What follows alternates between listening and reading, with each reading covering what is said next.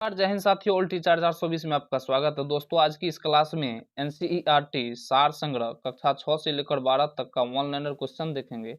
इसमें चैप्टर होगा बायोलॉजी का मोस्ट इंपोर्टेंट चैप्टर रक्त परिसंचरण तंत्र, और रक्त परिसंचरण तंत्र का फर्स्ट क्लास होगा। चलिए वीडियो की शुरुआत करते हैं। मानव शरीर में कौन सी रक्त कोशिकाएं संक्रमण से शरीर की रक्षा करती है? तो श्वेत रक्त कणिकाएं, जो WBC होता है। किस रक्त समूह का व्यक्ति सर्वदाता होता है? तो ओ समूह का व्यक्ति। हीमोग्लोबिन मानव रक्त में पाया जाने वाला पदार्थ है जिसका प्रमुख कार्य ऑक्सीजन का परिवहन करना। वृद्ध व्यक्ति का रक्तदाब सामान्यतः बढ़ जाता है। एक सामान्य व्यक्ति के रक्त का औसत पीएच मान कितना होता है? तो 7.35 से 7.45 तक के बीच में होती है। रक्त समूहों के खोजकर्ता कौन थे? कार्ल लेनस्टीनर। RH कारक का नाम किस जंतु से संबंधित है? तो बंदर से। AB रक्त वर्ग का व्यक्ति किसी भी रक्त वर्ग के व्यक्ति का रक्त ले सकता है, इसलिए इन्हें सार्वभौमिक प्राप्तकर्ता कहा जाता है। रुधिर, श्वेत रुधिर कणिकाओं का प्रमुख कार्य शरीर की प्रतिरक्षा करना होता है। रुधिर के जमने में किस खनिज की आवश्यकता होती है? तो कैल्शियम की। लाल रक्त कणिकाएं यानी कि आरबीसी की शरीर के किस अंग में नष्ट होती है? तो पीलिया में। मनुष्य का औसत रक्तचाप कितना होता है? तो 120/80 mmHg होता है। रक्त किस प्रकार का उत्तक है? तो तरल संयोजी उत्तक है। यदि एक माता का रक्त वर्ग ए है और यदि एक पिता का रक्त वर्ग ए है तथा माता का रक्त वर्ग ओ है, तो उनकी संतान रक्त वर्ग कौन सा हो सकता है? तो ए अथवा ओ, दोनों में से कोई हो सकता है। रुधिर प्लाज्मा में प्रतिरक्षी प्रोटीन्स किसके कारण निर्मित होती है? तो लिम्फोसाइट के कारण। दिल का दौरा पड़ने के पहले घंटों को किस नाम से जाना जाता है? तो गोल्डन आवर।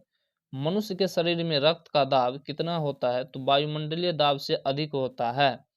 हृदय के संकुचन से धमनियों की दीवारों पर पड़ने वाला दाब रुधिर दाब कहलाता है। रुधिर में श्वेत रक्त कणिकाओं की अत्यधिक मात्रा में उपस्थिति को किस रोग के नाम से जाना जाता है? तो ल्यूकेमिया अथवा रक्त कैंसर। इंसुलिन नामक हार्मोन का मुख्य कार्य रक्त में शर्करा की मात्रा का नियंत्रण करना होता है।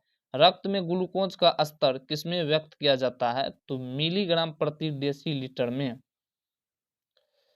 रक्त का थक्का बनने के दौरान होने वाली अभिक्रियाएं thromboplastin plus prothrombin plus calcium मिलकर थ्रोम्बिन बनता है, और थ्रोम्बिन प्लस फाइब्रिनोजेन मिलकर फाइब्रिन बनता है। फाइब्रिन प्लस रुधिराणु मिलकर रक्त का थक्का बन जाता है। जैविक प्रक्रिया को तेज करने में कौन सा पदार्थ उत्तरदायी होता है? तो एंजाइम। प्रतिजन एक ऐसा पदार्थ है जो प्रतिरक्षी के निर्माण को उद्दीपित करता है तथा इसकी मुख्य विशेषता प्रतिरोधियों के निर्माण को प्रेरित करना होता है। रक्त को हृदय तक पहुंचाने वाली धमनियां क्या कहलाती है? तो हृदय धमनियां कहलाती है। लाल रक्त कणिकाएं यानी कि आरबीसी मुख्यतः कहाँ बनती है? तो अस्थि मज्जा में। प्लाज्मा में जल का प्रतिशत कितना होता है? तो लगभग 90% होता है। स्टार्च के जल अपघटन से कौन सा एंजाइम बनता है? तो इमेलेज एंजाइम बनता है। रक्त का थक्का बनने में फाइब्रिनोजिन का फाइब्रिन में परिवर्तन थ्रोम्बिन एंजाइम के कारण होता है। हृदय की धड़कन नियंत्रित करने किसकी भूमिका होती है? तो सोडियम की। एंजाइम एक प्रकार का है जैव उत्प्रेरक। एक धड़कन या एक हृदय की गति की एक आवृत्ति में लगभग कितना समय लगता है? तो 0.8 सेकेंड लगता है। रक्तदाब का नियंत्रण किस ग्रंथि के द्वारा होता है? तो अधिवृक्क ग्रंथि के द्वारा होता है।